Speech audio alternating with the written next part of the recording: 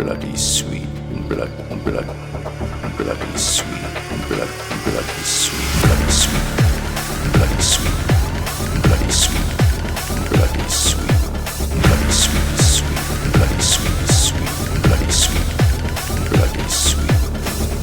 Hello guys, welcome to my YouTube channel Sumu vibe not 5. சடனாக ஒரு மத்தியானம் பிளான் பண்ணோம் கோயிலுக்கு போகலான்னு சொல்லிட்டு. ஈவினிங் போய் அதுக்கு தேவையான திங்ஸ் எல்லாம் 1-2 குமராவரத்தில் நாங்கள் வாங்கிட்டு வந்துட்டோம்.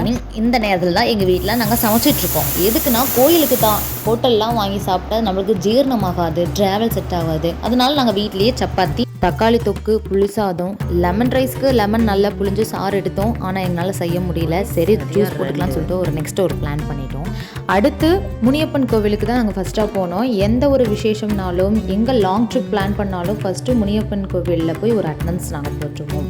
ட்ராவலில் ரொம்ப பிடிச்சது ஒன்று ஸ்நாக்ஸ் தான். நல்லா நுறுக்கு தேனி நல்லா திங்கலாம். அதான் பேக்கரி போய் டீ குடிச்சிட்டு ஸ்நாக்ஸ் வாங்கிட்டு ஃபஸ்ட்டு நாங்கள் போன கோயில் ஸ்ரீரங்கம். செகண்டு எனக்கு ரொம்ப ஸ்பெஷலான கோவில் அகிலாண்டீஸ்வரி. இந்த பேர் தான் என்னுடைய பேர்.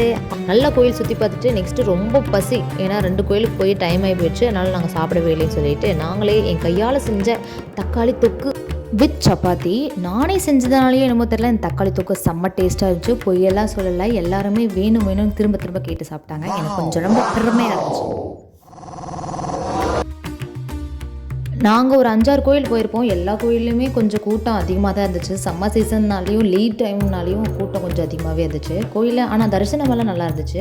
ரொம்ப டயர்டாக இருந்ததுனால ஒரு ஜூஸ் வாங்கி குடிச்சிட்டு அப்படி நெக்ஸ்ட்டு கோவில் போகிறதுக்கு எங்களுக்கு கொஞ்சம் டைம் வந்துச்சு. அதனால் நாங்கள் கரிகாலன் கட்டிய கல்லணை பார்க்க போயிருந்தோம். ரொம்ப வெயிலாக இருந்ததுனால எதையும் அவ்வளோ அழகாக நாங்கள் ரசிக்க முடியலை. ஏன்னா ரொம்ப டயர்டாகிட்டோம். வெயில் தாக்கம் தாங்க முடியும். என்னடா வீடியோஸ் எல்லாம் இவ்வளோ டான்ஸ் எடுதுன்னு நினச்சிக்காதீங்க. ஏன்னா நான் போகிற போக்கில் தான் வீடியோ எடுத்தேன். எங்கள் வீட்டில் வீடியோ எடுக்கிறேன்னா ஆமாம் இவ தான் உலகத்தில் இல்லாத வீடியோ எடுக்கிற அளவான்னு தான் சொல்கிறாங்க. என்ன பண்ணுறது.